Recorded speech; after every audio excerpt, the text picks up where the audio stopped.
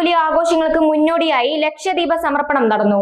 കിഴക്കുമുറി ദേശ കമ്മിറ്റിയുടെ ആഭിമുഖ്യത്തിലാണ് ലക്ഷദീപ സമർപ്പണം നടന്നത്. തിരുവില്ലാമല പറക്കോട്ടുകാവ് കിഴക്കുമുറി ദേശ കമ്മിറ്റിയുടെ ആഭിമുഖ്യത്തിലാണ് ലക്ഷദ്വീപ സമർപ്പണം നടന്നത്.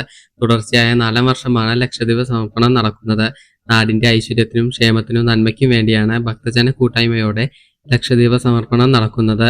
കിഴക്കുമുറി ദേശ committee president Ramu Malavattam, secretary Vinod, treasurer Sasikumar, ലക്ഷദ്വീപം കൺവീനർ കൃഷ്ണകുമാർ എന്നിവരുടെ നേതൃത്വത്തിലായിരുന്നു ചടങ്ങുകൾ നടന്നത്.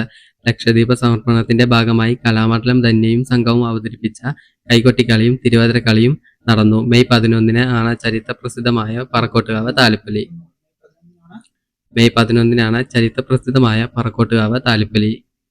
KCV news, Thiruvilwamala.